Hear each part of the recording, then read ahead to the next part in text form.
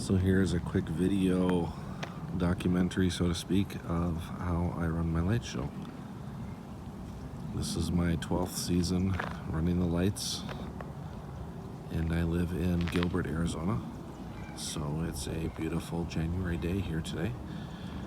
So I figured I'd walk around and talk about lights for a little bit.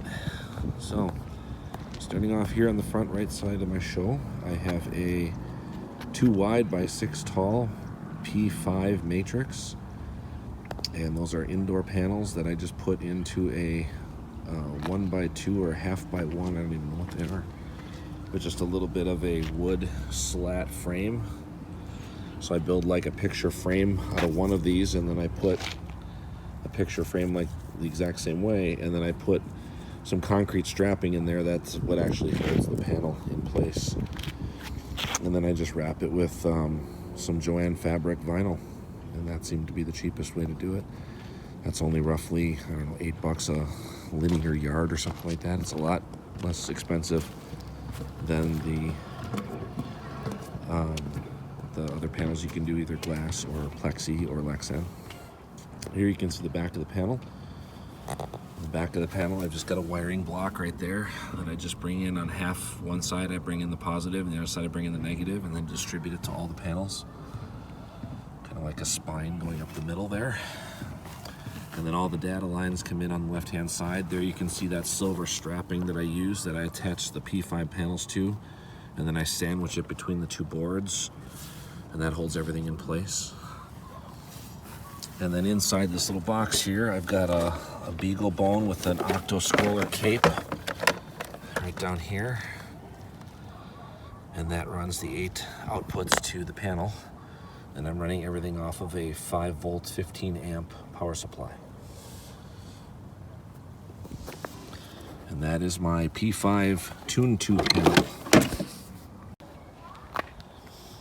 These little trees up front are what I call my mini trees. They're about 3 feet tall, and they're just upside down tomato cages wrapped with some chicken wire. And I'd use the chicken wire because on these other trees back here, I didn't use the chicken wire, and they don't hold their shape very well. And I wanted these to look more like trees, so when I redid them, I made sure to put the chicken wire on there. And that did make a difference. It was worth it. And it also gives more tying points for the lights. And these are just super strings. They're just a red string and a white string on each tree. And they're incandescent, and it gives kind of a nice warm glow to the show. I run a hybrid show of kind of a mix between pixels and incandescent things. And that gives a nice, again, nostalgic feel to the show. All 7 of these trees up front are being run into little junction boxes. And in these little junction boxes, you will see here, inside here is a wired Cat 5 connection. Get that open here, hold on. And inside there, you'll see that there is a wired Cat 5, and then I just punch down little pigtails. And that's how I plug everything in. So one Cat 5 wire will run 2 trees, 4 colors, 2 red, 2 white. And then that way I can use cat wire from my trees all the way back to my controller. So if you look on the ground there are 2 red, a gray, a blue, a couple other colors. And that's how I run the trees. So the first 2 trees are on one circuit, the next 2 are on another, the next 2 are on another, and that last one's on a circuit by itself. And then I just run a small bundle of cat wire down the side of my show. You can see the blue, the 2 red, and the white down the side here, and then those run back to my controller box, which I'll get to in another video. Those are my mini trees. These are my, what I call medium trees. There are 8 of these in the show. These are upside down tomato cages as well, and I've doubled the tomato cages up just for a little more structure. And they're just wrapped with regular white and red incandescent lights. And they give a nice warm glow to the show. Very nostalgic feel to light displays of old, so to speak. And I've got these wired just the same way I have the front ones wired. I wire into these little project boxes These little CG 500 boxes, I believe they're called. These particular ones are Keptel. Let me get in there really quick here. Pull one of these out. And if we look inside the box, we're going to see there's a network connection in there. And there's the network connection at the top with regular Cat 5 wire. And then I punch it down to these pigtails. And then I can plug in 4 lights at a time. And so that gives me enough to do 2 trees, one white and one red for each tree. So each one of these trees, again, is 2 channels, and I've got 8 trees in the show, so that's a 16-channel control board that runs them. And they all run back on this cat wire. You can see the gray and the black wires there. Those wires run across. And then they pick up a blue wire here for these last trees, and then a white wire here. And then that small bundle of cat wires is what runs back to my control box, which I'll get to in the next video. In my show, I have these things I call shooter poles. And they are C9 incandescents. They're white and red, and there are 8 sections each. So there's a small section here at the bottom, is 1 and 2, and then 3, 4, 5, 6, and so on all the way up to 16. And those again are wired with that Cat 5 hack, so to speak.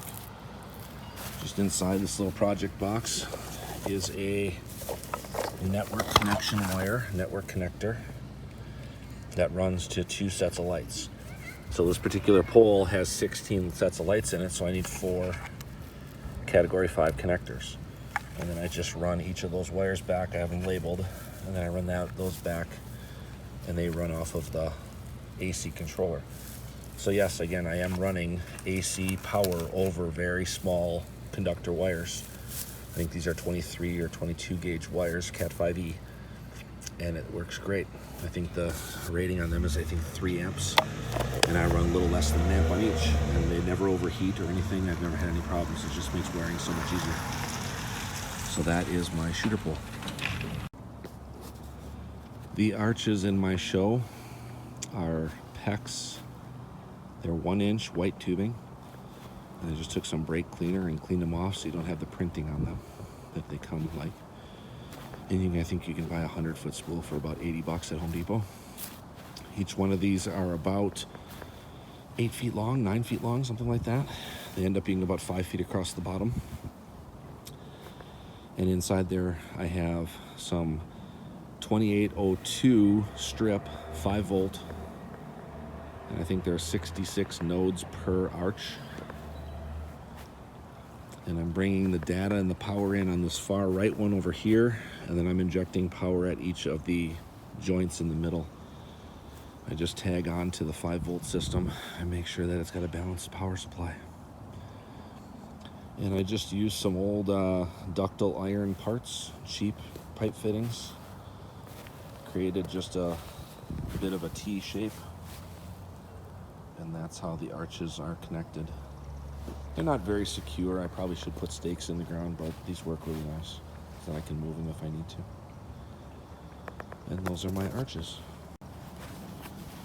In the front yard of my light show, I've got some hacked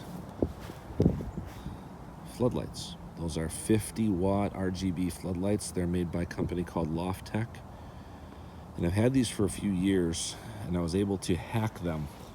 So I basically went inside them and took out their power supply, out all their electronics, and just basically left with the driving chip, the RGB chip, that I wired to a long lead. And then I have 4 of them. So I've got 2 on the right side of the show. And then I've got 2 more on the left side of the show. One's right there, and then another one over there. And they just put a nice glow over the front yard. Thankfully, I don't live in a snowy environment, so that's nice and easy. And then the way I hack them is inside this box here. I took a power supply. In this case, it's a 12-volt power supply, I think 10 amp. And I run its power into these 2 boards. And so this power output comes in and feeds these 2 boards, these 2 DMX boards. And I believe those are 3-channel, they might be 4-channel, but either way. And then I just run the pigtails out onto the red, green, blue, and the common positive. And then I just run that off of a DMX feed off of my controller. And you can see they're flashing as they're getting a signal. So that's how I hacked my floodlights, that I get 50-watt floods for cheaper. The floods, I think, cost about $120 for 4 of them, I believe. And then again, I just opened them up, took the guts out, added 2 of those controllers. I think they were about $10 a piece, and a $20 power supply. I end up with 4 DMX controllable floodlights. So those are my front floodlights. This is my mega tree this year. At the top of it, there's a Gilbert Engineering Bethlehem star. I believe it's about 330 pixel nodes. I have 24 strands of 200, and they're wired. Every 2 strands are together, so there's 400 per mega strand, I guess you want to call it, that go back to the controller. So basically I bring power in over on this side, I go up and down the first string, and then I go up and down the second string. And that was a bit of an issue with the programming, but thankfully in X-Lights you can do a custom model, and I was able to do a custom model of the mega tree in the way I have the spacing done. Just made wiring a lot easier, made my injection points simpler as well. I run a full 5-volt system, so I inject power at the base. So on the in and the out, I inject power down here. I also inject at the halfway point, and then I also inject at the top. So basically there's about 70 or so pixels, maybe 50 or so pixels away from every injection point. So it's got a nice solid color rendition when it does colors across, color fades. And the way I constructed this mega tree is I use bus oil strips. At the top, there's a custom made, just get my finger out of the way. There's a custom made tree topper up there. What I did basically is get some electrical channel. You can see that C channel on the side there. It's kind of hard to see with my finger in the way, but that channel over there on the side. And I notched it every 4 inches or so until it made a circle or circumference across the top. And then from there, from that structure, I put eye hooks on there, and I come down about every 2 inches or so in spacing. And I get 24 eye hooks up there that hold all the strips. Also at the top is that nice big crossbar, and then some corner bracing as well to hold it all straight and secure. Literally, I think I have about $5 in metal up there, just welded together to hold everything together. And that top section is a piece of fence post tubing, not top rail, it's regular fence post. And then coming into it, coming in from the bottom, is this post right here is actually fence post topper. So the topper fits inside of the other one there, so it just kind of slides in. And then I use a little set screw to hold it, some guy wires. And then that fence post topper slides inside of another set of fence post rail right here. So you can see that one piece slides inside that piece. And that's how I do my crank up pull. Just weld it on that little pulley right there, as you can see. And from that pulley I'm running some, actually it's rather thin. It's only about 3/16 cable. It's very, very thin. And I got it at a fairly decent tensile strength. I think it's rated at 300. And I know I'm nowhere near that. So I know it holds just fine. And then I just welded a boat crank onto the post, as you can see there. And then I could just crank this up and down, and it can go any direction. So I can go backwards, and my whole thing starts coming down. Starts releasing and coming down. So it makes it really easy for changing things out. If anything goes bad that I have to look at something, I can just bring it on down to eye height, and I'm ready to go. For my structure, I have a 4x4. I think that's about 10 feet long. And then I've got another piece going across. That's about another 10 feet. That's again 4x4 treated. Then I notched out the T area in the middle where the two meet. And then that's where my post goes. I just have a couple screws in there holding the bottom of the post on. But again, it's under tension, so it's pushing down against that, so it stays. And then I've got 4 guy wires. There's a guy wire on each side that comes up to about chest high, about 4 feet, 4.5 feet or so. That's these two here. They go down to the sides. And then a little higher up at about 6.5 feet, I've got the front two. This one comes down to the front, and this one goes down to the back. And then on each corner, I take some of those dog auger screw connector things and screw them down into the ground nice and tight. And then I screw that to the end of the board to hold them. So they're augered into the ground and then anchored into the auger. And again, I live in Arizona. I don't get a lot of weather, but we did had some storms here over the last couple weeks, and everything's standing, everything's good. It does flex a little bit in the wind, which is good, I guess. And then I've got this last wire back here, this last guy wire. When I'm moving right now, it's kind of a tensioning one that pulls it nice and tight so the line stays straight. But that tree is approximately 23 feet tall, 24 feet tall. And again, it's got 24 strands of 200, so 4,800 pixels plus another 330 in the topper. And that is my mega tree. Okay, here's one of my control boxes. And I'm trying to make sense of all this. So first off, the three silver things are 5-volt power supplies. I have those 3 power supplies feeding into a junction system or a network of bus bars down below. And from those bus bars, I run out pigtails. And you can see out the side here, there's 24 of them. So from all those pigtails, I run my power injection for each of the lines of my mega tree. They come from those pigtails. They also feed power in to run the K16 cult board that I have here. And that's what runs all the pixel strips for everything on the tree, including the topper. Above that, you see a monoprice little gigabit switch. I love these switches. They run on 5 volts, which makes them real easy because you just cut the end off and plug it into a 5-volt power supply, and it runs by itself. There's no need for any other power for it. And then when I run my AC, these are 4 controllers in here. Those are AC for power. And they run all my shooter poles. So I have 4 shooter poles in my yard. Each shooter pole is 16 channels. Each one of these boards is 16 channels. You can see that one's labeled shooter right. And they're all run with Cat 5 cable. So what I do is I just put a little jumper of some wires coming off of each of the pins. And I go right into a Cat 5 connector, and I just do them color coded. And then I run that power through the normal Cat 5 cable all the way to my shooter pole across the yard, and then at that point I convert it back. I run it through another Cat 5 jack into a punch down into some low voltage wiring that goes up to feed each of the sections of that pole. So the wiring becomes very simple. I've got a nice small little bundle of wires here. This is what I run 16 channels of AC off of. It's just 4 little cat wires. I've been doing that for about 3 seasons now. It runs about an amp per channel. So at most, I'd be running 16 amps over all those conductors and those wires. And some people may say that that's not appropriate, but I'm here to tell you it works great. It works just fine.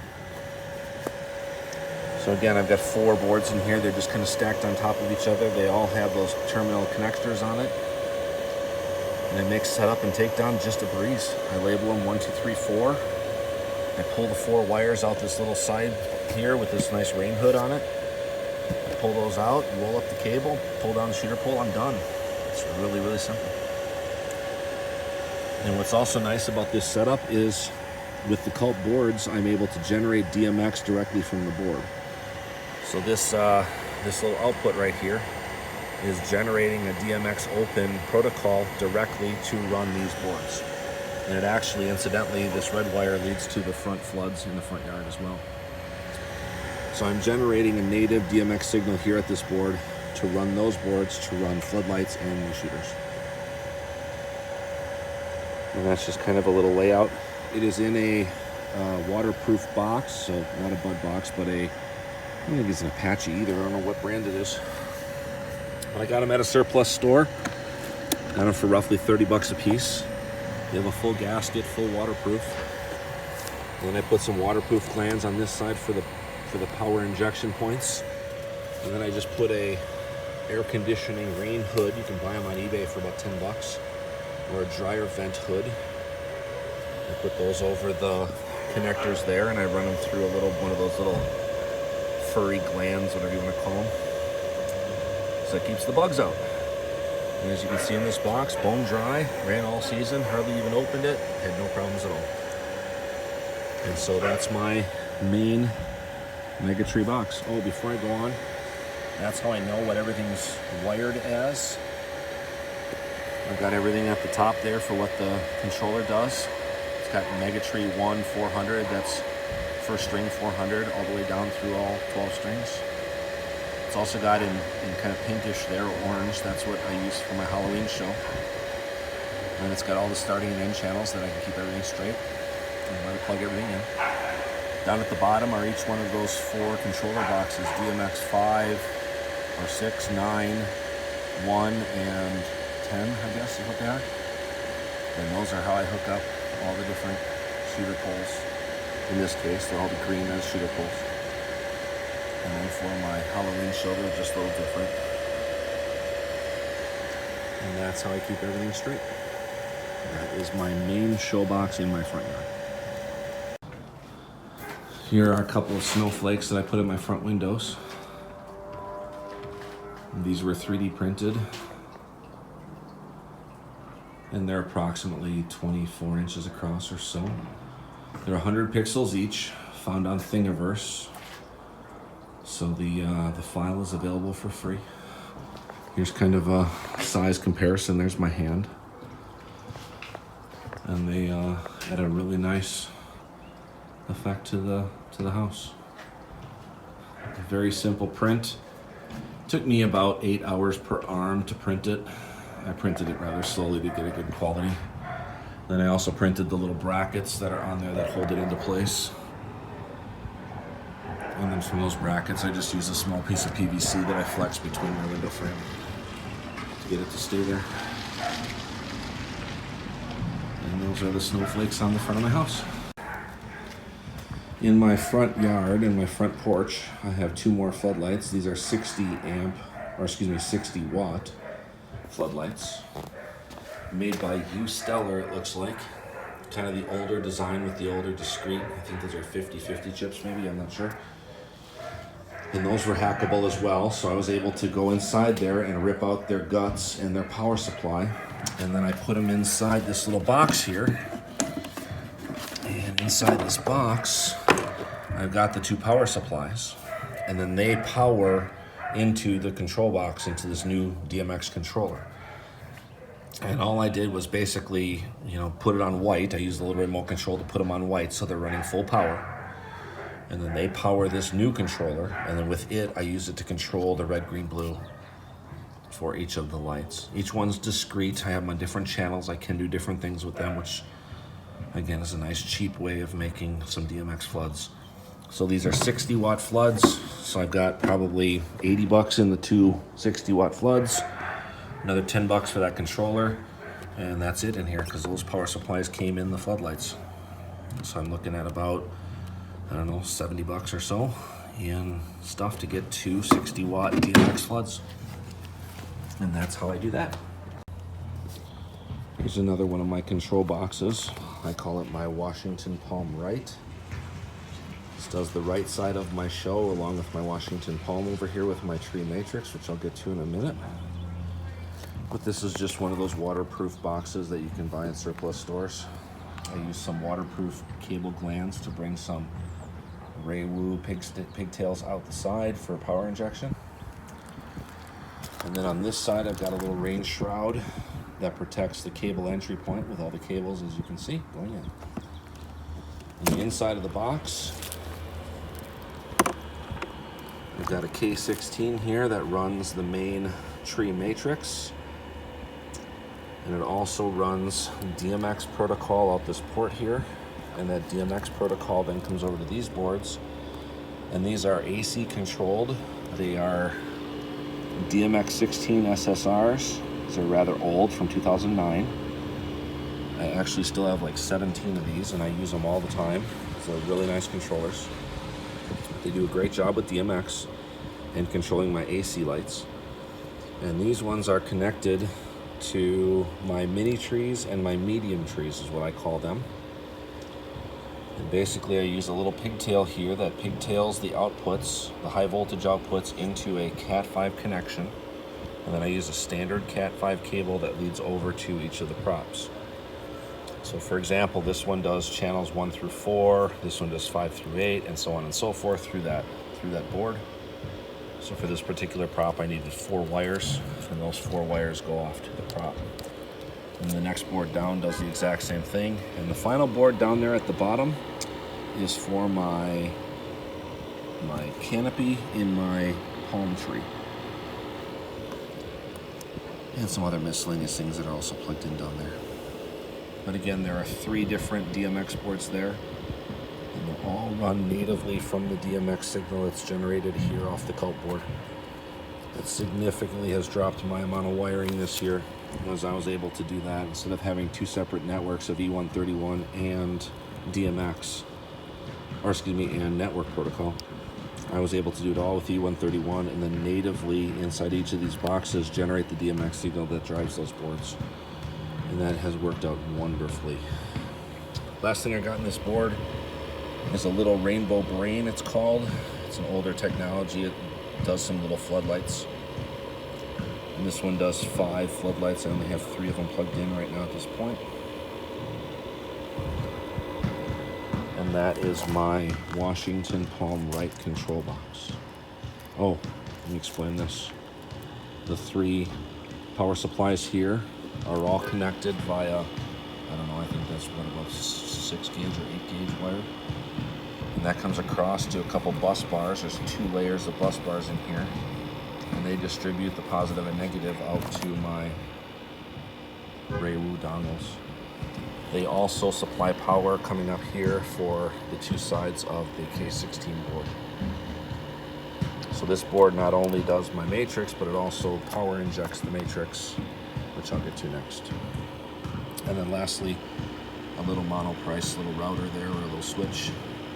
What I love about these is they're 5 volt. You can just cut the end off the power supply and plug it right into the end of this power supply. Therefore, I don't need an extra wall wart dongle or anything like that.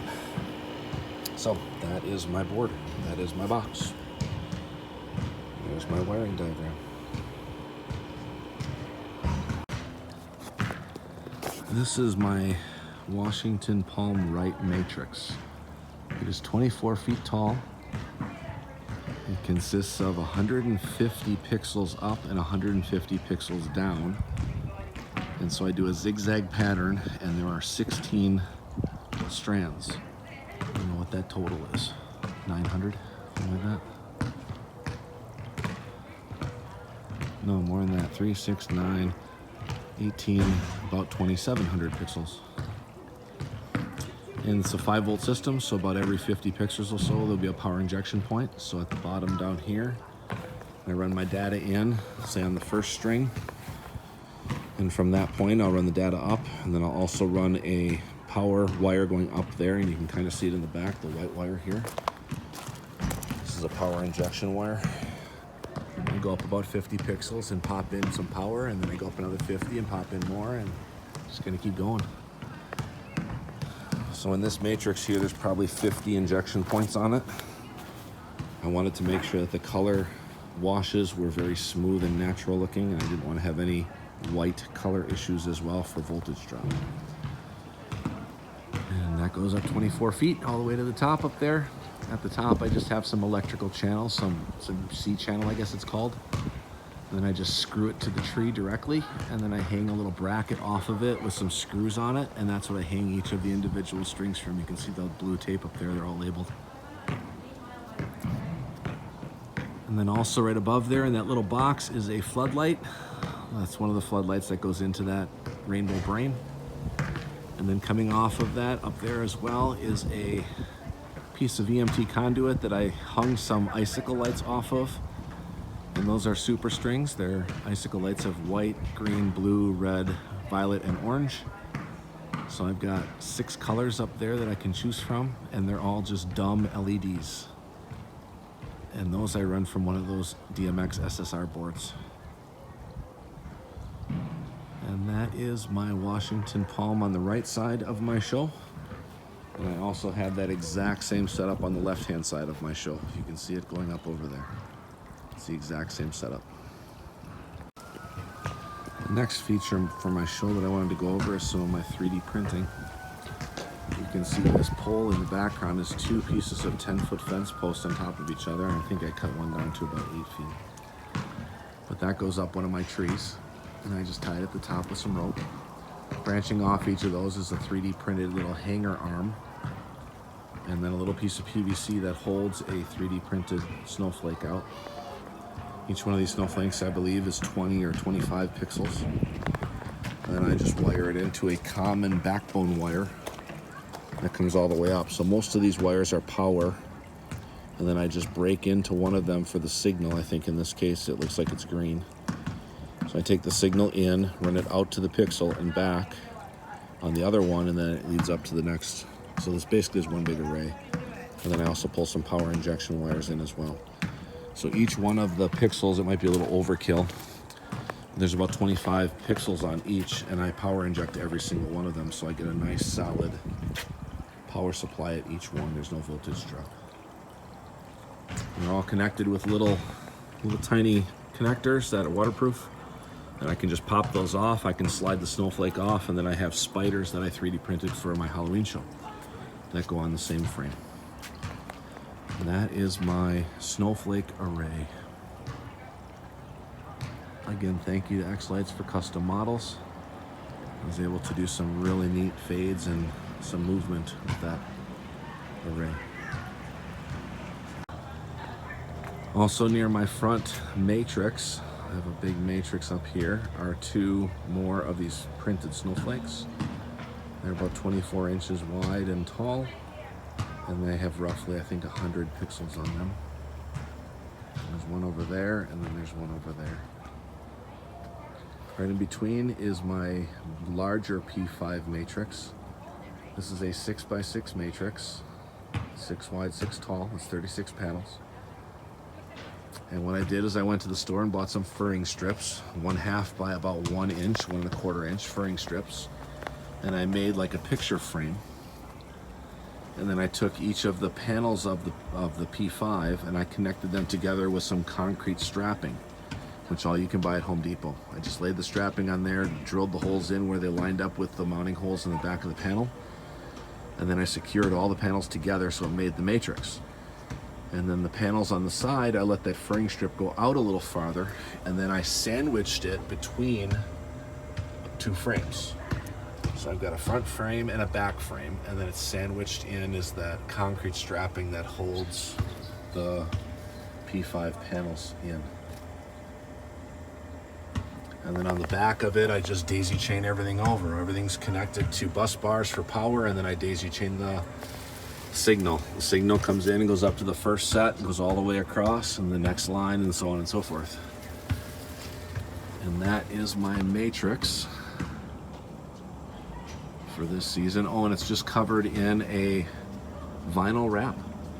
And I live in Arizona, and it's in the heat. Like today, it's about 65, almost 70 degrees in January, which is beautiful. And I don't have any yellowing or discoloration or anything to worry about. And again, it's cheap. You can get it at any place that sells fabric. I got mine at Joann, and it was, I think it been $30, and I got about 8 yards on a roll. And it was plenty to do the matrix and the Tune 2 sign. The matrix is run from the main controller panel in here, inside this box. Again, this is a waterproof, like a Plano type box. You buy them at restoration or salvage places. And inside this box, first off, I've got an instruction sheet taped in the top as to where everything goes and what's all hooked up in here, including IP addresses and everything. Down here are my outputs from the Culp K8 board that I've got in there, and all the different start and end channels. Then over on this side, actually let me go over here first. This is the panel for the matrix. Here's all the wires coming down from that. Most of them are for power injection. That's all these right here. I've got those run through a couple Anderson plugs, so I can easily disconnect them without having to go into the actual power supply. So I just wired in a couple Anderson plugs.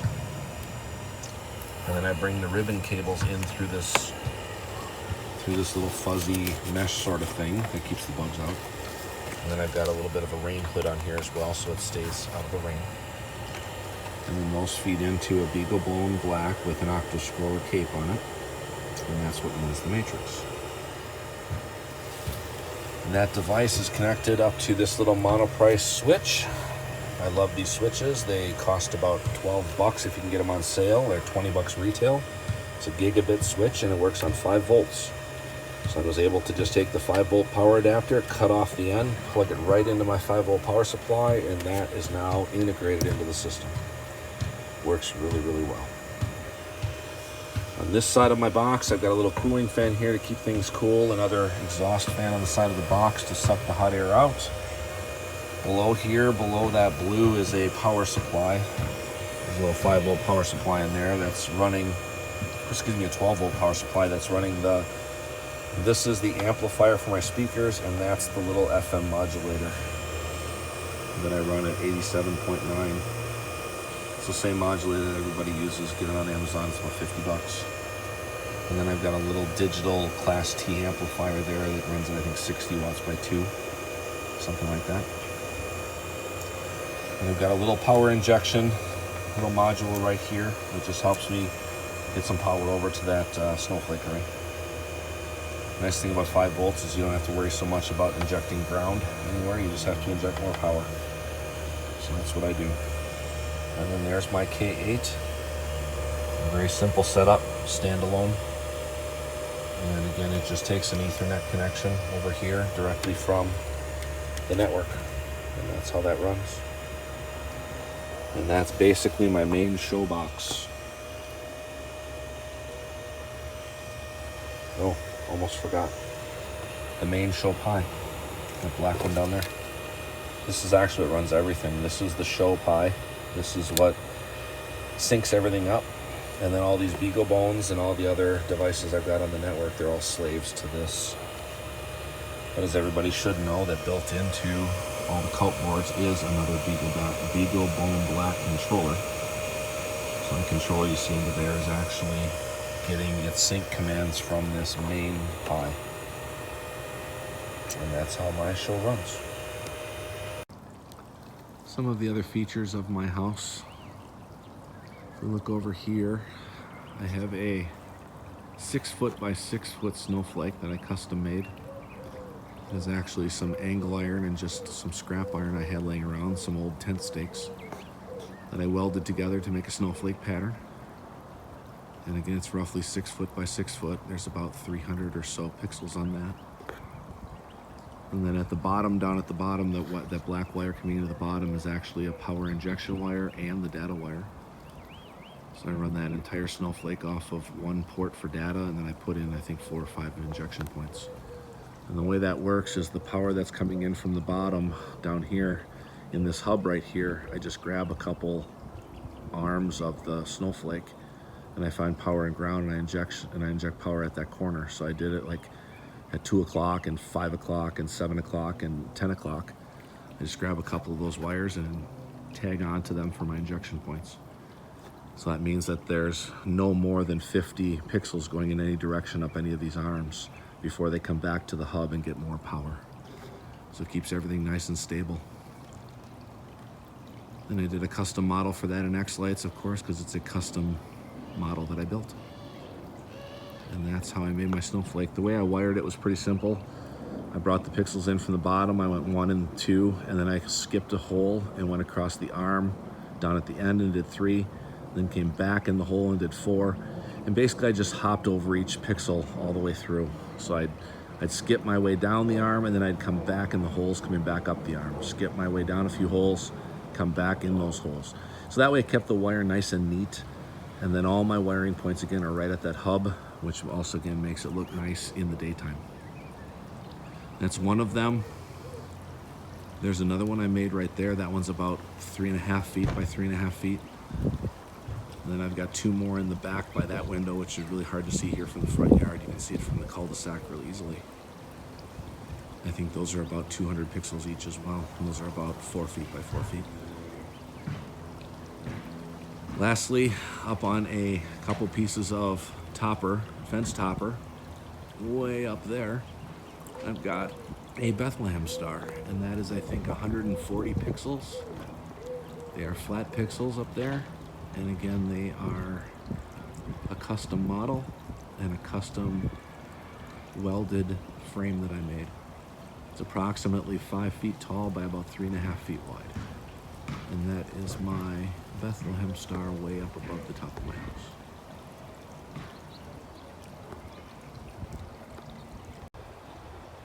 All right, these are what I call eave boards. And these are the boards that are on the eaves of my house. They go over every eave surface of my house. And what I did is I went to Home Depot and I bought a 4x8 sheet of this outdoor rated plywood. And it's got like some concrete in it or press board or something like that. It's got a nice texture to it. You can see it right there. And I had them rip it down to 4-inch widths. So they're basically 8 feet long and 4 inches wide. So I got a whole bunch of them. And then I was able to put all my different lights with different fastening methods, of course, onto those boards. So for example, I've got those 2 white icicles right there. One is white, one is blue. And those are kind of an ice white color. And then I've got a set of green icicle lights there hanging as well. That's that incandescent white. And again, it gives a totally different look to the show. Also on the board, I've got some flat square pixels. You can see those. And then I've also got some C9 pixels that they have the C9 covers, the faceted covers on there. And then right next to those are little C7 incandescent bulbs. So basically, I bring up all my data, power, ground from there. There's a bundle of wires coming right up behind this vertical pixel pull here. Coming up the back side, they plug in on this side over here, and then they all bring their power in on this side. So I can control all the different incandescent bulbs, the pixels, and even these bright shining, those are 110 volt, bright white, I think they're like 6 watt LEDs, daylight white. I call them my blinders, and they kind of give that nice blinding effect or also a twinkling effect on the boards. And then I basically cut these boards to the length that I need for each section of my eave. So for example, on the section that we're looking at now, I started over in that far corner. I brought an 8-foot section across, and then right there at the junction point where the two meet, I wired in a little plug. And then I've got another 8-foot section that comes across, and then I come over here and I wired in a couple more plugs. And those plugs are Molex plugs. I just soldered them in place, and it just basically extends the wire. And so what's really nice about this is I have open eaves. I can basically go up here with a screwdriver gun, and I can pull this whole eave set of lights down in about 20 minutes. I can just zap 3 or 4 screws out, hand them to my daughter, she brings them inside. So I have the functionality of 3 different sets of icicles. I've got the C7s, I've got the flat pixels, I've got the C9 pixels, and then I also have those blinder lights. And that's just a little bit about what my eave boards are. I do inject power at the end. So I bring power in at the side up here, and they go down the flat pixels first, all the way to the very end. That's about 57 pixels, I think, in this run, something like that. And then at this very end, I've brought a wire all the way down. I inject power at this point, and then I can bring that all the way back this way. And then I also inject power at the very end. So they're very balanced. All my strings are very balanced for power. And that gives you a little understanding about how I run my eaves.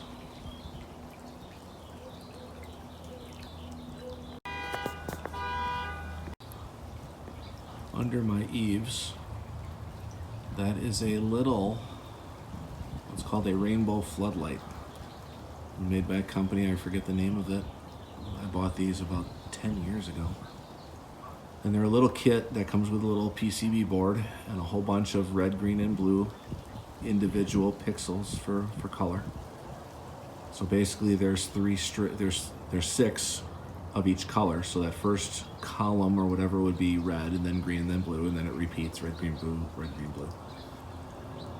And so I think there's something like 57 or something like that pixels on there, and it's RGB, and they are about 10 watts only. They're not very bright, but they do give a nice wall wash. So I hide them under my eaves and they wash down on walls, and it gives a really nice effect. I've got 4 of them under this eave right here, and they're all right down in front of these pillars I've got in my front porch. And those are my little ambient rainbow floodlights.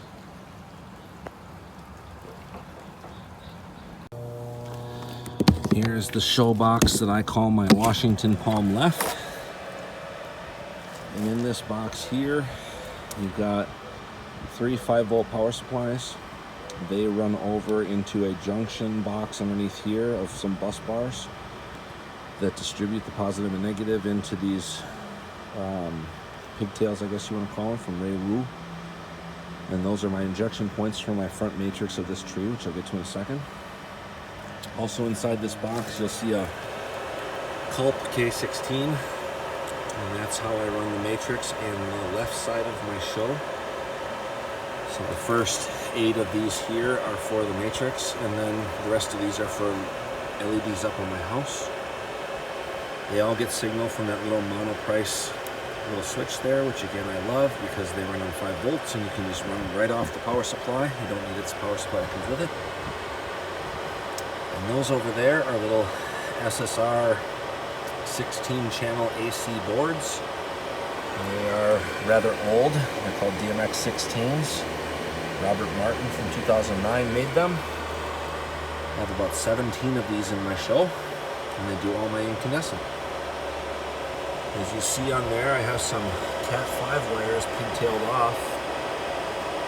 And yes, I do run 110 volt through Cat on my show. It makes my wiring very simple. I can run 4 channels of AC lights through 1 Cat wire. As long as I keep it below 3 amps per channel, I don't have a problem with the load on the Cat 5 wire.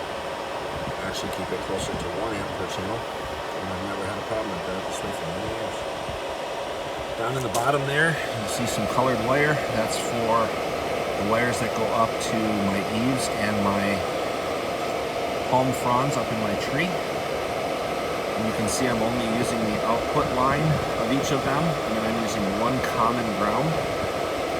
You see the black wire coming in there is common to neutral, and that's it. The rest are all colored wires, and they're all taking power.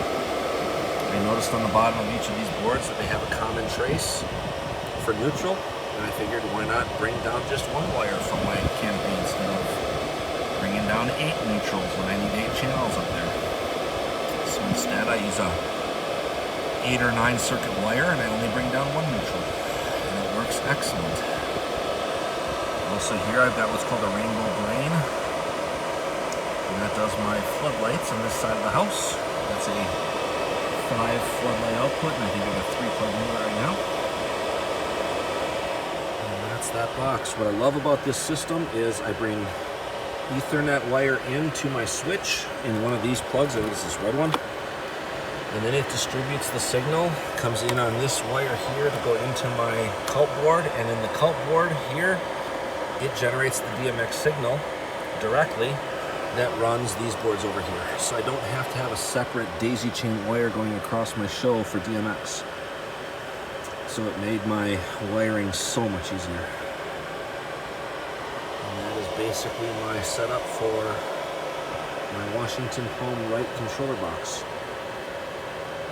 I do have it inside of a waterproof box with a gasket. I've got my cheat sheet of all my wiring here at the top. It does have a fan for vent, and then it also has a little bit of a rain hood here to keep the water from going into the cable when the cables come in. Then I use one of those brushed cable entry points. It's got like nylon brushes on it, and it keeps the noise out. Bottom of the board, bottom of the box is blown dry. It's good. It's been running for a month and a half now. So that is my controller box. Here's my other Washington Palm. I call it my palm tree matrix. These are 150 string pixels, 2-inch spacing, goes 24 feet high. 16 strings each. And at the top, you can see those arms sticking out are some palm fronds that I made because my palm tree is too high for my lift to reach. Right above those, that little tiny box right there is another one of those little floodlights called the Rainbow Flood. And that is what gives a little bit of a nice glow at the top of the tree. And then down at the bottom, about every 20 or so lines, I just put a cross brace in of some Buscoyo strip. I didn't use the mesh, I used the strip. The bottom, there's just a little piece of electrical conduit there holding it down, keeping it taut. The white wires are power injection and the black wires are signal. And about every 50 or so pixels is where injected power. In this matrix, there's probably 50 injection points on there. You can see these big thick wires are the injection wires. These are all for power injection. Then I just go up about 50 pixels or so, use one of these built-in tags right here, and I just tag into the wire, go up again, tag in some more, and just keep on going. Made the injection points nice and easy. This is a 5-volt pixel array. These are 2811 pixels that I got from a guy in China. Been very happy with them. I don't know if anybody notices, but they're much smaller than a normal pixel. There's my finger next to them. They're really short, and they're also very lightweight. They're a little different than the normal pixels. They're about 60% smaller, or 40% smaller. They're about 60% of the regular size. And they're not near as heavy either for some reason. But that is my matrix on the right side of my show.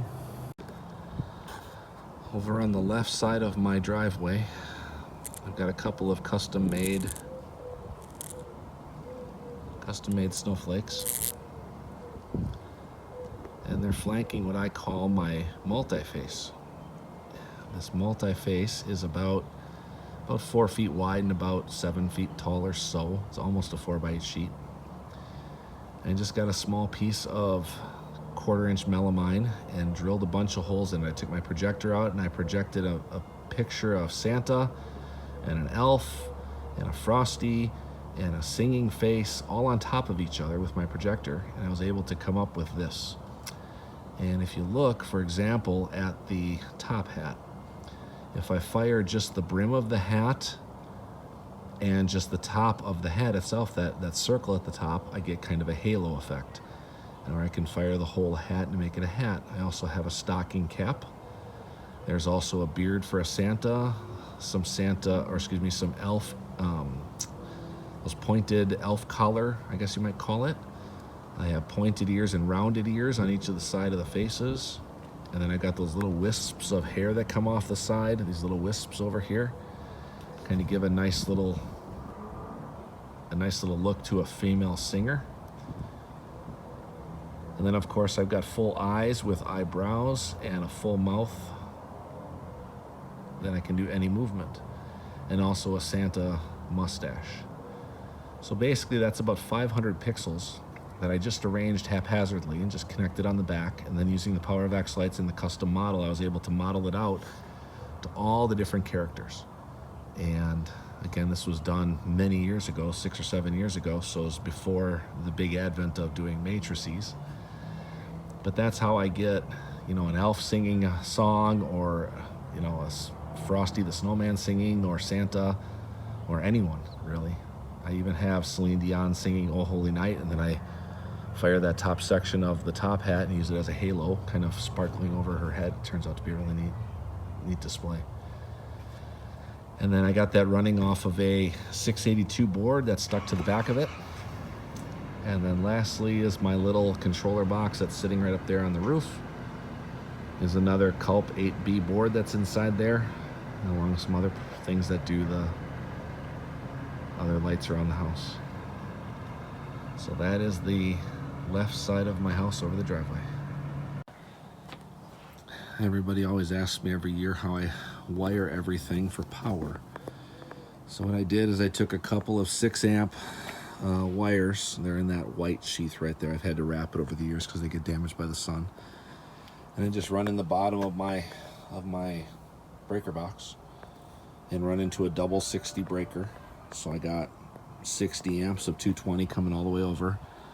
And I break it into two 120 legs. So basically going across underneath my eave, and then it changes to red in color because of the wrap. And then I bring that all the way across my eave, and then I bring it out across my garage. And that wire comes all the way around here, and then it plugs into that box right there. And that box is a circuit breaker that I've got 8 circuits built into. So I've got 4 double 15 amp breakers in there. And those break off into those Romex cables you see right there, and they bring circuits to these little wiring boxes that I have right there beyond my camera. There's a little wiring box right there, and it's got 4 outlets in it. Each outlet is a dedicated 15 amp circuit. So I've got 4 outlets there, and then I've got 4 more down a little bit further. So I bring all the power needed for my show directly from the panel. I run it through that little breaker box first, and then I run them into those, and then I bring those wires down the front of my house and then out and distribute them to all the different control boxes that I need throughout the show. And I run my entire show off of that. Nothing else is plugged in anywhere else.